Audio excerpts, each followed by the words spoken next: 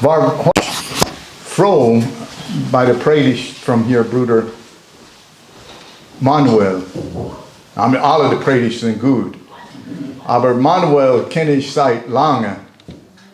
Und es hat mir besonders hier geholfen. Es stärkt mein Glauben. Ich habe keinen Teil an seiner hier Erziehung oder hier Ausbildung oder was man nennen würde, aber ich habe es gesehen, was war und was heute ist. Und Gott hat was in seinem Herzen getan. Und weißt du, wenn Gott etwas in deinem Herzen ist, ist es unsere Verantwortlichkeit, das an anderen zu geben. Und das hat heute getan. Es hat mir gut getan. Das nutzen hier das Wort getan, ein bisschen viel, wa? Und die Männer hier, die Berg gestiegen haben, ich begleitete euch hier bis zu den Bergbahn. Aber ich guckte euch an, solange wie ich euch sehen konnte. Ich guckte euch an und mein Herz ging mit. Mein Herz, ich dachte, wie froh ihr seid, wenn ihr kommt, oben am Spitze, wenn ihr kommt. Ich dachte, die Freude, dass man hat, wenn man kommt. Es ist nicht unbedingt hier garantiert, dass jemand mitkommen wird. Aber ich nahm die Bahn und ich hätte vielleicht hier besser mit denen laufen können. Dann hätten sie mehr den Herrn zu vertrauen für. dann hat mehr Verantwortlichkeit gegeben hier den Herrn. Aber das wäre hier weit außer meiner Glaube. Ich hätte nicht geschafft. Ich weiß, dass ich hätte das nicht geschafft. Ich habe hier eine Stelle in der Bibel, 1. Mose, Kapitel 22. Der Herr hat mir das angesprochen. Wir haben hier gehört, und es ist richtig, was wir gehört haben, wie Männer abfallen können, Christen abfallen können. Aber ich möchte sprechen von einer, der nicht abgefallen ist. Und das ist Abraham. In 1. Mose Kapitel 22, ich lese ab Vers 1. Nach diesen Geschichten versuchte Gott Abraham und sprach zu ihm: Abraham. Und er antwortete: Hier bin ich. Und er sprach: Nimm Isaak, deinen einzigen Sohn, den du lieb hast, und geh hin in das Land Moria und opfere ihn daselbst zum Brandopfer auf einem Berge, den ich dir sagen werde. Da stund Abraham des Morgens früh auf und gürtete seinen Esel und nahm mit sich 2 Knaben und seinen Sohn Isaak und spaltete Holz zum Brandopfer, machte sich auf und ging hin an den Ort, davon ihm Gott gesagt hatte. Am 3. Tage hub Abraham seinen Augen auf und sah die Städte von ferne und sprach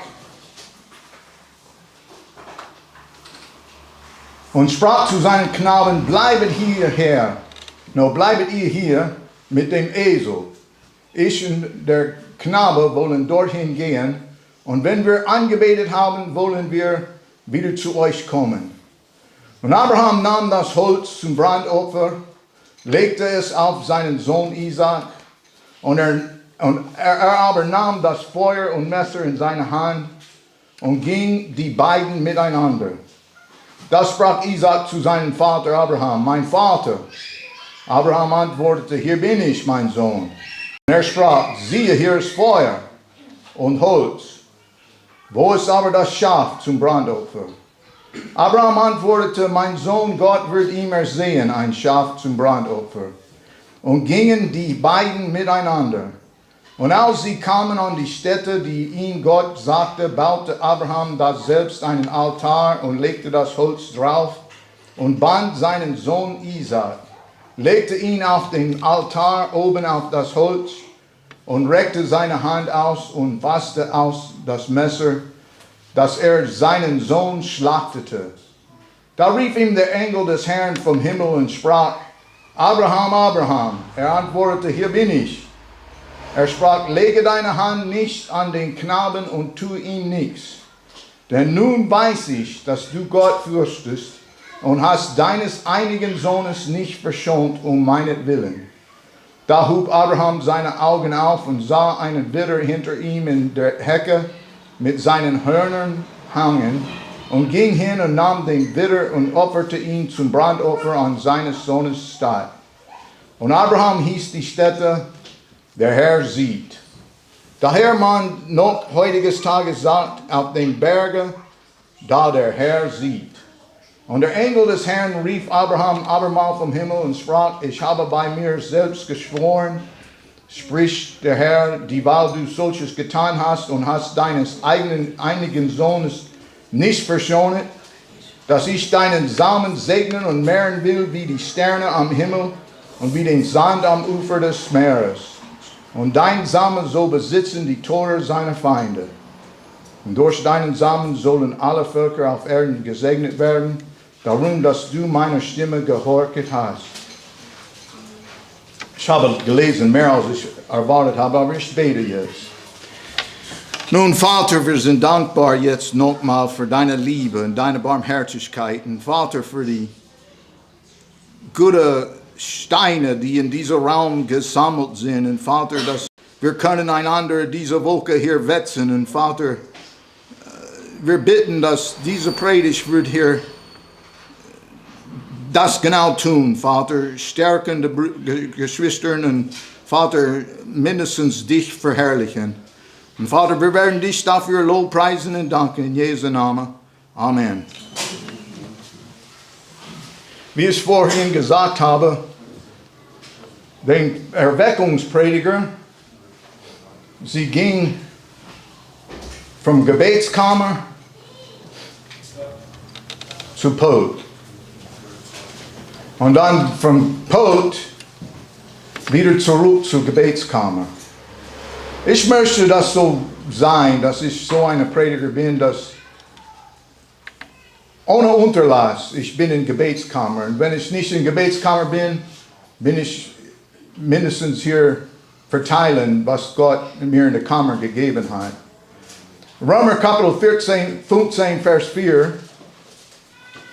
Es lässt uns wissen, dass was aber zuvor geschrieben ist, das ist uns zur Lehre geschrieben, auf das wir durch Geduld und Trost der Schrift Hoffnung haben. Der Herr möchte, dass wir Hoffnung haben. Er möchte, dass wir sehen können, was er tun kann. Und er kann tun. Hebräer Kapitel 11, Vers 17. Lasst uns wissen, ein bisschen von unserem Thema heute, Abraham. Durch den Glauben opferte Abraham den Isaak. Da er versucht war und gab dahin den Eingeborenen, da er schon die Verheißung empfangen hat, von welchem gesagt war, in Isaak wird dir dein Samen geheißen werden. Und dachte, Gott kann. Weißt du, wir müssen erinnern, Gott kann. Und Abraham, was ihn gestärkt hat, ist, er wusste schon, Gott kann auch wohl von den Toten erwecken. Das ist, was er geglaubt hat. Dass Gott konnte auferstehen lassen. Dass Gott konnte hier das, was tot ist, lebendig machen. Und er kann das tun, wenn Menschen ihm das tun lassen. Aber Gott kann auch wohl von den Toten erwecken, daher er auch ihn zum Vorbild wieder nahm. Now, Abraham war nicht nur hier ein Mensch. Der war ein Mensch, der hier von Gott ehrenvollen Namen hier gekriegt hat. In Jakobus Kapitel 2, Vers 23, man sieht, dass er der Freund Gottes heißt. Freund Gottes. Wenn ich einen Freund hätte, wenn ich keinen anderen Freund hätte, ich würde lieber hier, dass Gott mein Freund wäre. Der Freund Gottes hier hieß Abraham. Ein Vater aller, die da glauben in der Vorhaut. In Römer Kapitel 4, Vers 11. Das heißt, er ist ein Vater. There's wirklich hier etwas drin, zu sehen, was Gott an ihn anvertraut hat, dass er ihn so fruchtbar gemacht hat, dass er der Vater der Vorhaut sei. Und auch Vater der Beschneidung. In Römer Kapitel 4, Vers 12. Nun, Abraham und sein Glauben wurden öfters geprüft. Öfters geprüft. Was meine ich dabei? Well, der Herr sagte ihm, geh aus deinem Vaterland. Und das, ohne ihm zu sagen, wohin. Der Abraham wurde geprüft. Er ging aus, ohne zu wissen, wo er hinkäme. Die Bibel sagt viele von ihm. Schauen wir jetzt 1. Mose Kapitel 21, Vers 10.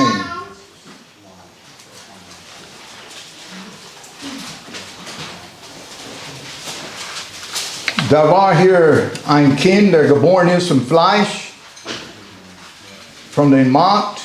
Es war hier ein Fehler.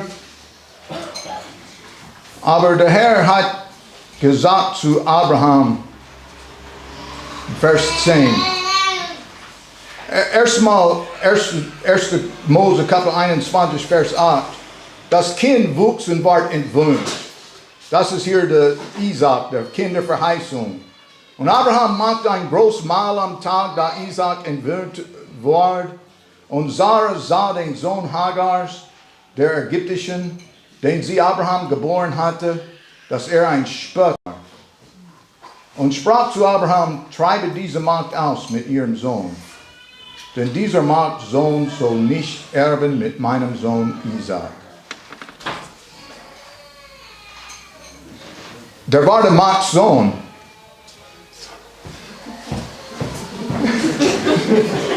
Das noch hier, das ist was den Bergsteigen tut für einer.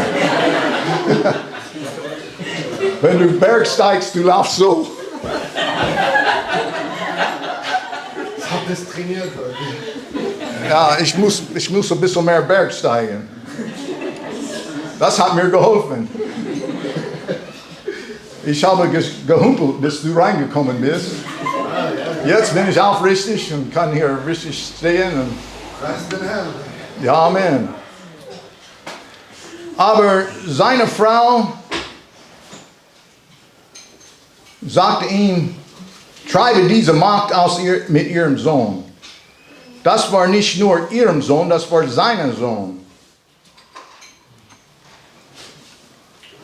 Er sollte Hagar austreiben. 1. Mose Kapitel 21, Vers 12. Aber Gott sprach zu ihm, lass dir es nicht übel gefallen, das Knaben und der Magd halten. Alles. Na, das ist was die Frauen.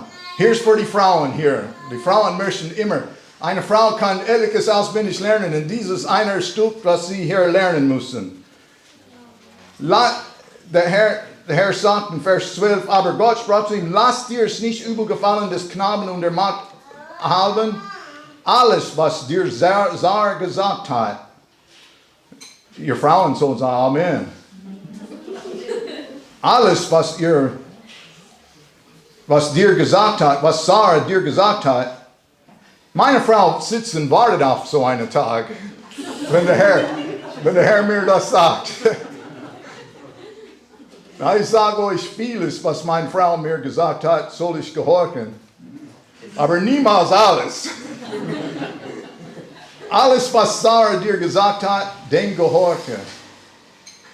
Ihr habt das schon auswendig jetzt, ne? Die Frauen sind schnell. Ich hätte euch nicht sagen sollen. Denn in Isaac soll der Same genannt werden. So Gott gibt ihm die Verheißung, dass Isaac ist der Same, der genannt werden nach seinem Namen. Und er soll dieses Kind austreiben.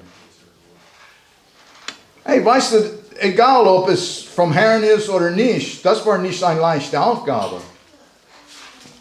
Wenn du liest hier, wie gehorcht dem Herrn, Vers 13 und 14, Vers 14 eigentlich, da stund Abraham des Morgens früh auf und nahm Brot und eine Flasche mit Wasser und legte es Hagar auf ihre Schulter und den Knaben mit und ließ sie aus. Mensch, das ist schwer auf meinem Herzen. Das war so ähnlich wie sehen meine Kameraden hier marschieren, den Berge hoch, in der Hitze des Tages. Und ich sagte, einen Sohn so auszuschicken, mit gutes Gewissen, aber der Abraham glaubte Gott. Abraham war treu. Hat gewusst, was Gott für ihn vorhat, war nicht schlecht. Hey, weißt du, wir können das ein bisschen zunehmen und wissen schon, was Gott für uns vorhat, egal wie es aussieht, egal wie es klingt, egal wie es manchmal scheint. Gott hat nur Gutes für uns in sich. Er hat nur Gutes. Jakobus Kapitel 1.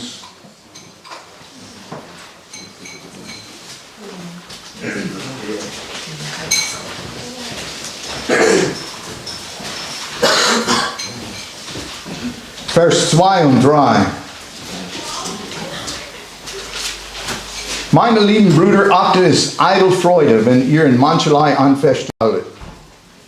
Und wisset, dass euer Glaube, so rechtschaffen ist, Geduld wirkt. Na, ich weiß eines, wenn man manchmal Sachen passieren in das Leben, dass Menschen nicht verstehen, aber man weiß, dass Gott hinterher steht, es fordert Geduld. Man braucht hier warten, bis hier der Wind dreht und hier das Licht wieder scheint, dass man sehen kann.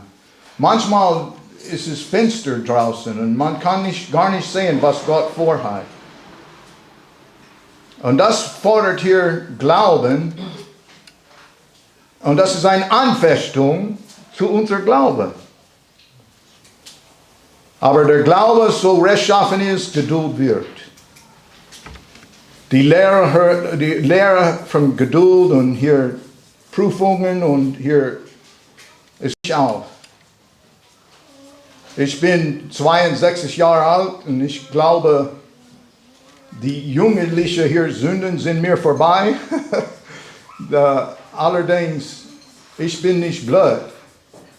Ich weiß sofort, wenn ich nicht den Herrn beharren ins Herz, wenn der Gott lässt mir los aus seiner Gnade. Ich bin nicht gewachsen dem Teufel. Ich vertraue ihm, mich durchzubringen. Ich möchte wie Abraham gesprochen sein. Nicht wie hier geschrieben ist gestern Abend, wie es gesprochen wird von einer, der abfällt. Ich möchte hier ein Freund Gottes am Ende sein. Na, 1. Mose Kapitel 22, Vers 1. Sagt, nach diesen Geschichten versuchte Gott Abraham. Na, wie gesagt, das ist eine Prüfung, das ist nicht hier eine Versuchung in dem Sinn zu böse. In Jakobus Kapitel 1, Vers 13, man lernt, niemand sage, wenn versucht wird, dass von Gott versucht werde. Man sagt, das widerspricht. Na, wenn du suchst einen Widerspruch, der Herr wird dir etwas legen und lass dich hier so überführen, wenn du möchtest hier so glauben. Aber man sieht den Zusammenhang, was versucht ist in dem bösen Sinn, dass Gott nicht tut. Und dieser Versuch hier, Gott versucht Abraham nicht Böses zu tun. Er versucht Abraham zu prüfen. In diesem Text, in Jakobus Kapitel 1, Vers 13, niemand sagt, wenn versucht wird, dass von Gott versucht werde. Denn Gott ist nicht ein Versucher zum Bösen. Er versucht niemand. Und dann ist erklärt, was Versuchung ist zum Bösen. Ein Jeliger wird versucht, von seiner eigenen Lust gereizt und gelockt wird. Hey, weißt du, das ist eine ehrliche Stelle, dass in unserer Seele und Herz, das darf nicht dort bleiben. Wenn es empfangen hat, die Bibel sagt, jeder wird versucht, wenn von seiner eigenen Lust gereizt und gelockt. Das Lust muss bekannt werden sein, muss hier zugegeben. Sag mal, Herr, siehst du, was in meinem Herzen ist? Dein Blut kann das waschen, wegreinigen und bitten dem Herrn, und er ist barmherzig und gnädig. Aber wenn man hier das nicht tut, wenn die Lust empfangen hat, gebiert sie die Sünde. Das ist eine Versuchung, das Gott nicht macht. Gott bringt uns nicht mit Lüsten zu empfangen, damit sie die Sünde gebieren. Die Sünde aber, wenn sie vollendet ist, gebiert sie den Tod. Na, wenn man hier meint, dass man kann in Sünde leben und alles wird hunky-dory, wir haben gut gehört gestern Abend. Ich war hier, Mensch, das war realistisch. Du bist nicht zu stark, nicht zu erfolgreich, um in Sünde zu fallen. Und das war ähnlich wie hier dieser Rand hier auf diese Bergen. Ich möchte nicht fahren zu nah an den Rand. Aber Gott sprach zu Abraham. Now, an dieser Stelle, ich möchte sagen, Abraham hat Gottes Stimme gehört. Er musste das hören und wissen, wer mit ihm gesprochen hat.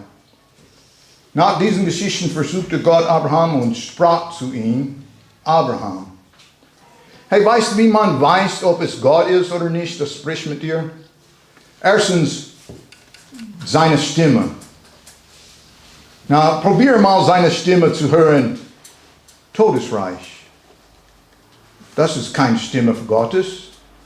Es gibt Himmelreich und es gibt den Reich Gottes, aber Todesreich?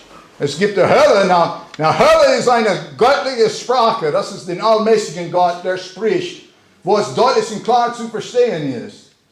Oder besser jetzt hier, hör mal zu. Rechte. Wir haben unsere Rechte. Well, das ist, was Johannes Kapitel 1, Vers 12 sagt in den verfälschten Bibeln. Der Anrecht, Gottes Kinder zu werden.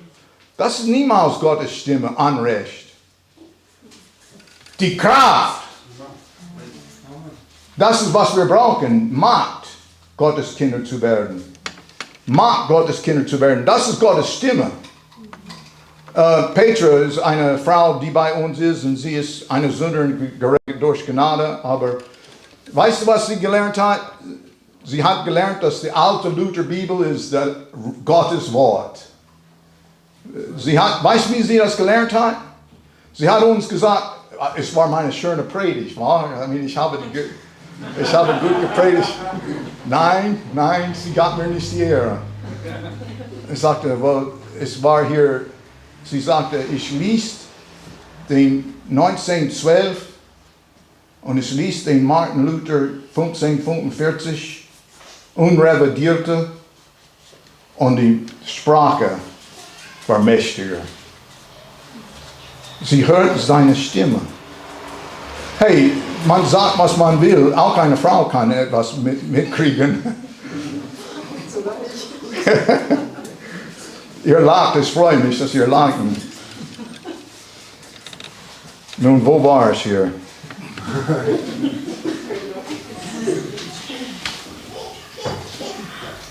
Gott sprach zu Abraham und Abraham war sicher, dass es Gottes Stimme war. Und weißt du, was Abraham getan hat, wie er reagiert? sofort. Die Bibel sagt, da sprach Isaac zu seinem, no, ich bin zu weit. Gott sprach zu ihm, Abraham, und er antwortete, hier bin ich. Sofort beantwortet. Weißt du, das war ganz anders, als wie es war hier bei Adam im Garten. Ich möchte, dass mein Herz immer bereit ist, den Herrn Stimme zu hören, ohne mich zu verstecken. Wenn ein Predigt ist und es hart ist, ich möchte, dass so ein Herz haben, dass es nimmt das an und hört das zu und sagt mal, Herr, du hast mir getroffen. Du hast mir getroffen und ich weiß schon, dass ich muss reagieren. Und dann reagiere ich. Da gibt es etliche Leute, sie tun genauso wie ihr Vater Adam. Sie verstecken sich hinter einem Busch und meinen, dass Gott sie nicht sehen können. Das ist der Mensch, der macht hier ein Loch in den Boden und steckt seinen Kopf drin und sagt, ich kann Gott nicht finden. Weil er nicht Gott finden möchte. Das große Problem mit Menschen heutzutage ist, sie möchten Gott nicht erkennen. Ich kenne einen, der Herr hat ihm angesprochen, ich sah das, ich merkte das, ich spürte das, Gott hat ihm angesprochen, zeigte ihm, er brauchte sich bekehren. Ob er sich bekehrt hat, weiß ich nicht, aber weißt du, was ich merkte? Er war zufrieden sein, ein Handwerker zu bleiben. Er wollte einfach nicht hier kümmern um gottselige Sachen. Nun, das ist Adams Natur. Aber Abraham, er war sicher, dass es Gott war. Und er war sicher, dass er bereit war, ihm zu begegnen. Na, das ohne hier einen Retter. Das ohne einen Lamm, der sich gegeben hat. Weißt du, was wir sein sollen? Bereit, dem Herrn zu begegnen. Wenn der Herr uns anspricht, begegne ihm. Wir haben einen Mittler, wir haben einen Fürsprecher, wir haben einen, der für uns steht. Er hat seine Liebe bewiesen. Er zeigt ein williges Herz. Ich möchte so ein Mensch sein, der bleibt treu bis zum Ende seines Lebens und zeigt immer ein williges Herz. Versteckt sich nicht vor Gott, sondern untertänig, gehorsam. Und mein Vertrauen, ehrlich gesagt, ich vertraue meinen eigenen Fahrstil nicht. Ich wirklich nicht. Nun, da gibt es eine Schwäche bei mir. Ich vertraue anderen Leuten ihr Fahrstil auch nicht. So manchmal ich nehme der niedrigste hier der Bösheit. So heute bin gefahren, ich fuhr hier, Diana war so stolz. Wir sind hingekommen zu den Bergen ohne hier Unfall. Das war ein großes Ziel für mich. Ich sagte, wenn wir hinkommen ohne Unfall, da haben wir was geschafft. Well, irgendwie hat Diana das mitgekriegt. Sie sagte, wenn er so überrascht ist, dass wir sicher ankommen. Sie hat ihren Daumen hier ausgesteckt, hier am Berg hoch und kriegt hier eine Fahrt mit hier. Ihr Mann blieb mir treu. Harold. Er sagte, ich vertraue dem Herrn. Er muss den Herrn vertrauen, weil ich sage euch, ein Minibus kam an eine enge Straße uns entgegen. Ich guckte mein Auto an, schöne weiße Farbe.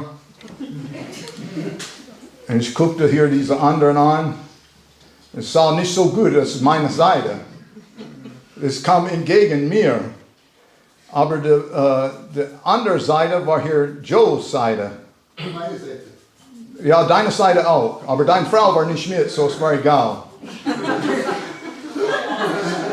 Aber Joe, seine Seite, und ich sagte, seine Seite sieht besser mit Farbe auf als meine Seite.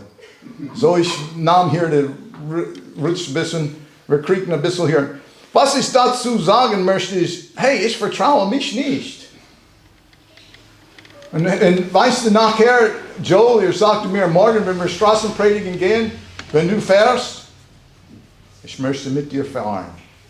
Ich sagte, sieht nicht nur blöd aus. Ist. Sagte, nee, ich vertraue dem Herrn. Ich sage, Hut ab, das ist gut. Aber das Glauben macht den Unterschied in Gehorsam. Wenn wir vertrauen dem Herrn, wie wir ihm vertrauen sollen, wir werden ihm gehorchen. Hey, ich sage euch, Nico vielleicht vergesst es, aber da war eine Zeit, dass hat mir aufgestiegen auf einen höheren Berg und wächste. Wir fuhren vom Straßeneinsatz und es war von Bielefeld zu Osnabrück, ich weiß nicht wo. Und sagte, Edwin, du fährst. Sein Auto. Ich sagte, kann das sein? Mein eigener Töchter würden sowas nicht sagen. Weißt du, was getan hat? Er macht seine Augen zu. Und nicht so. Es war nicht so. Nee, der macht seine Augen zu und schlief. Ich sagte, das ist Glauben. Nun Abraham glaubte dem Herrn. Glaubte dem Herrn sofort. Sagt, hier bin ich.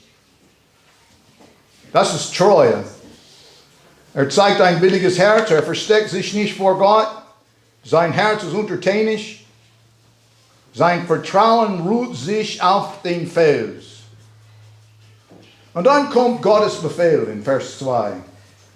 Mensch, ich muss aufpassen, nicht?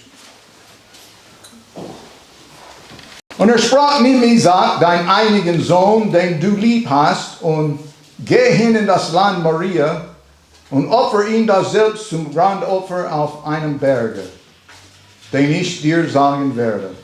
Nochmal, muss ausgehen, sowohl nicht weiß.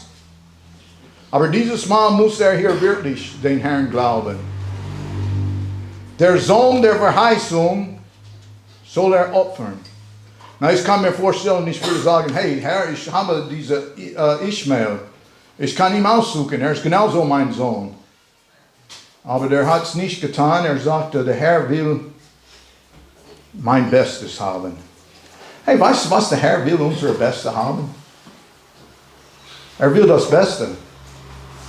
Das Problem mit Christen heutzutage ist, sie sind mindestens habe ich hier dieses getan, oder mindestens habe ich das getan. Der Herr möchte, dass wir alles tun, was fordert von uns. Das war Abraham. Er ist bereit. Hey, schau mal, der Herr sagt ihm in Vers 2, nimm Isaac, deinen einigen Sohn, den du lieb hast, und geh hin in das Land Moria und opfer ihn da selbst zum Brandopfer auf einem Berg, den ich dir sagen werde. Da stund Abraham des Morgens früh auf und gürtete sein Esel und nahm mit sich 2 Knaben.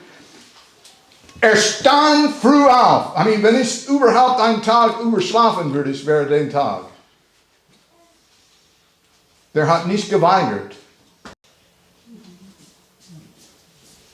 Stund früh auf und gürtete seinen Esel und nahm mit sich 2 Knaben und seinen Sohn Isaac und spaltete Holz zum Brandopfer. Es war nicht zu viel, dass der Herr ihn gefordert hat. Alles konnte er schaffen. Davon ihm Gott gesagt hat, am 3. Tag hub Abraham, das ist eine Reise. Na, ich weine, meine Frau sagte, du musst aufhören zu weinen. Und ich sagte, okay. Okay. Aber 3 Tage Reise in den Bergen hoch. Vasili, der sagte mir, wohnte eine Weile in den Bergen und sagte, alles fordert mehr Leistung. Alles. Wenn du in den Bergen wohnst, alles ist mehr Leistung. Hey, ich merke das. Es ist eine Leistung, hier zu den Bergen zu gehen. Der ging 3 Tage mit einem Befehl, seinen beliebten Sohn zu opfern. Was getan hat, am 3. Tag hob Abraham seine Augen auf und sah die Städte von ferne. Es war schon einen weiten Weg, dass laufen musste jetzt. Mensch, ich vergesse nie, dass das einzige Mal, dass ich das geschafft habe, den Berg zu schaffen, die letzten 50 Meter, die haben Kabel, damit man hier sich festhalten kann. Und ich habe Höhenangst. Ich gebe das nicht gerne vor, aber ich gebe das nicht gerne zu. Na, warum habe ich das gesagt?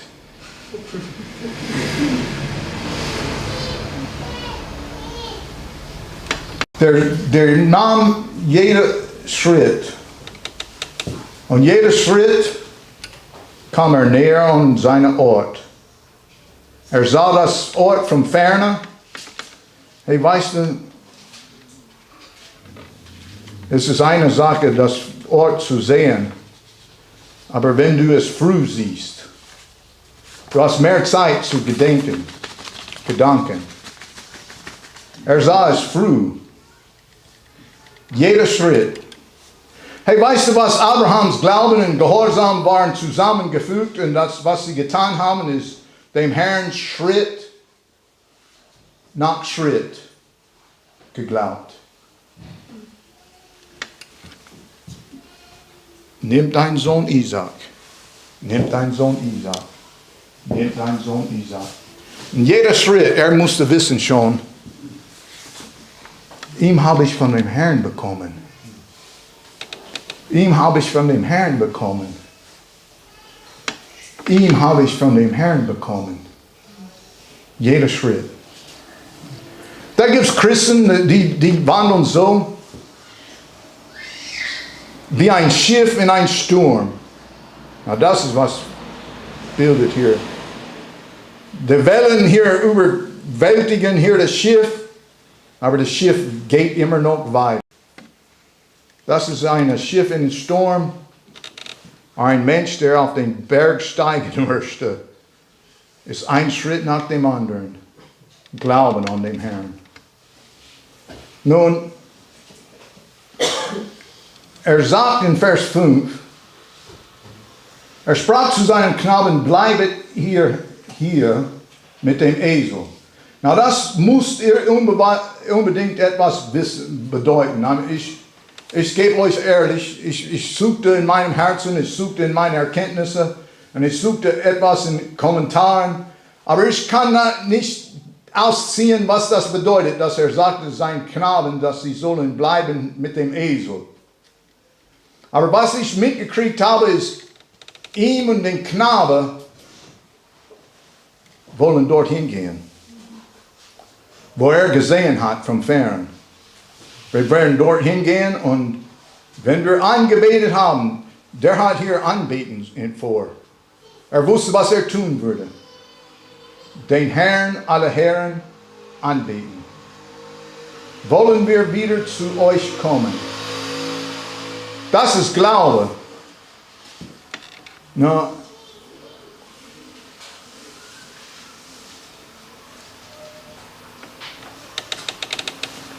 der hat vor, den Herrn anzubeten, weil der Herr ist würdig anzubeten. Aber er wollte das nicht vor Menschen tun. In Matthäus Kapitel 6, Vers 1, sagt, habt Acht auf eure Almosen, dass ihr die nicht gebet vor den Leuten, dass ihr von ihnen gesehen werdet. Ihr habt anders keinen Lohn bei eurem Vater im Himmel. Weißt du was? Er ging dort oben und hat im Sinn, Isaac, gegeben vom Herrn. Du kannst nicht dem Herrn mehr geben, als du zurückkriegst. Jeder Schritt, jeder Dienst, das gemacht hat, jeder Teil seiner Anbetung war, Gott wird es vergelten. Jeder Problem, der Holz auf seinen Sohn. Und weißt du, was anderes ich mitgekriegt habe? Sagte, ich und der Knabe wollen Ich und der Knabe wollen.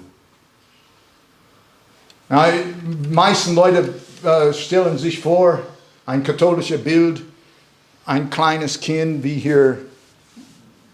Wo ist das kleine Kind von Joe? Sein Jung, ich habe ihn geschätzt und ich sagte, eines Tages würde er so hässlich wie hier Joel sein. Aber heute ist er so klein und ich dachte, Abraham, der ist über 100 Jahre alt. Und die meisten Leute bilden Isaac als diese kleine hier Joel-Replika. Aber hey, weißt du was, wenn du rechnest, Isaac war über 16 Jahre alt. Ich und den Knaben wollen. Das hilft mir. Weißt du, was es mir hilft? Zu sehen, dass Abraham konnte einen Sohn erziehen, der Gott anbeten möchte. Als ein Vater, der es nicht besser ist als seine Nachkommenschaft, zu sehen, den Herrn anbeten. Na, ich habe einen Sohn, der macht mir froh. Manchmal.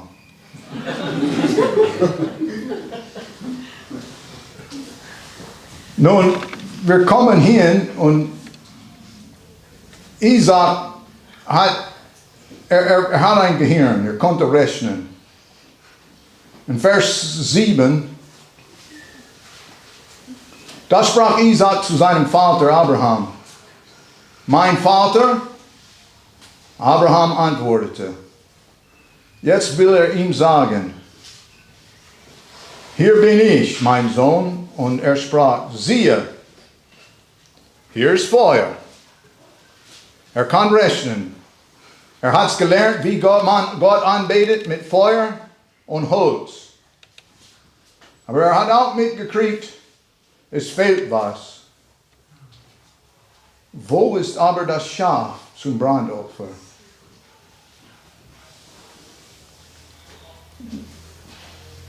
Now, Abraham wusste schon, Gott hat das im Griff. Ich weiß nicht, wie viel er gewusst hat, aber was ich sicher bin, Abraham hat es nicht gezweifelt. Gott hat das im Griff. Gott wird uns eins geben. Weil der Sohn, der das Holz getragen hat, hat den Herrn ihm gegeben. Gott, hey, weißt du, du hast ein Kind, Gott hat es dir gegeben. Auch wenn du es nicht schätzt, Gott hat es dir gegeben. Und hier ist, und der Herr hat das Sohn gegeben. Er weiß schon, dass Gott den Opfer geben kann. Er hat es gegeben. Nun,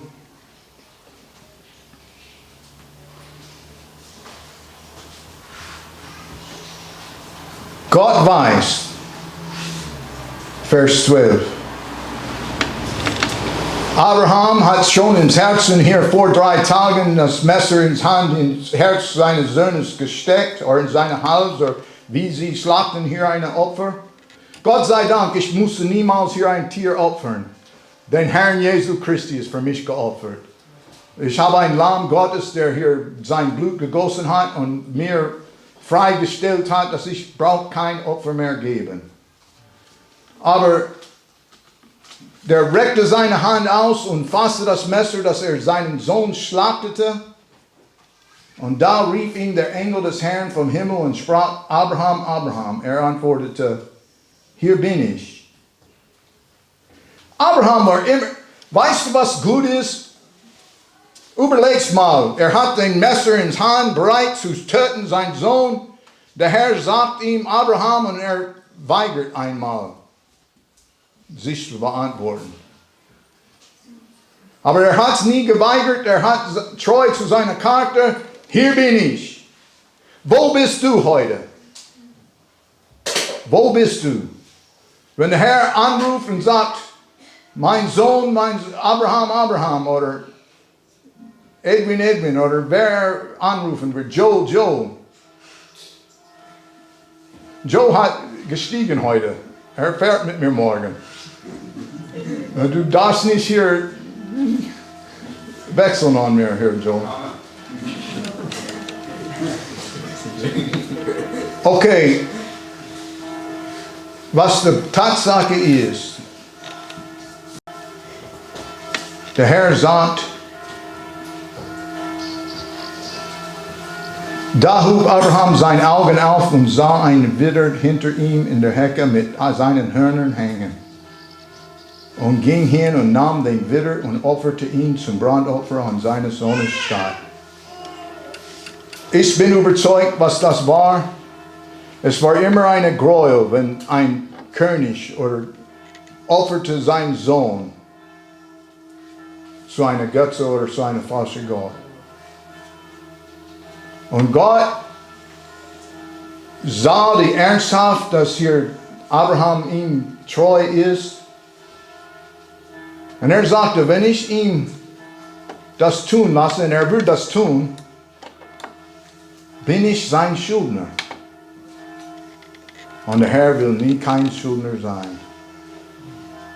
Der Herr gibt uns, damit wir nicht klagen können. Nur man sagt, wo kommt das hin? Der Herr Jesus Christus hat sich gegeben. Er fordert nicht, dass wir uns geben, er gibt sich selbst. Denn auch Christus, da wir noch schwach waren nach der Zeit, ist für uns Gottlose gestorben. Und die Bibel sagt, niemand hat größere Liebe denn die, dass er sein Leben lässt für seine Freunde. Weißt du, was der Herr bietet uns an? Freund Gottes zu sein. Nicht nur Freunde, sondern Kinder. Aber Freunde auch. Ich habe Freunde gehabt in der Schule. Wenn ich mit meinem Mal hier etwas größer abgebissen habe als ich, meine Freunde waren treu, die waren dabei, mich durchzubringen und auszuholen. Ich kenne einige Jungs, sie haben Freunde und sie haben in Not gefallen und es war ihre eigene Schuld natürlich, aber die Freunde waren weg. Der Herr Jesus Christus steht immer noch bereit. Der ist ein Freund, besser als alle anderen. Vater, ich danke dir heute für die Aufmerksamkeit. Ich weiß, dass es warm ist, heiß. Und Vater, wir sind dankbar, dass Jesus Christus für Menschen gestorben ist. Und falls das jemand hier das nicht erkennt, dass Jesus unser Opferlamm ist, und Vater, dass du einen teuren Preis bezahlt hast, lass sie es verstehen und nutze mal diese Predigt irgendwie, die Gläubigen auch hier zu ermutigen, Vater, wie Abraham zu glauben. In Jesu Namen. Amen. I'll save that for the next preacher.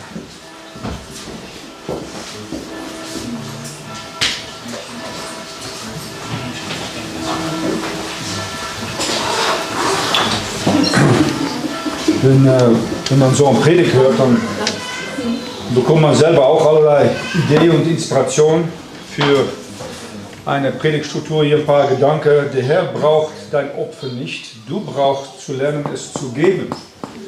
Wieso sollte Gott ein Opfer oder was auch braucht, hat alles schon. Aber wir brauchen zu lernen, das zu geben, und dann kann Gott dadurch seine Gnade und Barmherzigkeit und Großzügigkeit zeigen. Gottes Prüfung, ich habe ein paar Gedanken so niedergeschrieben. Immer zu seiner Ehre.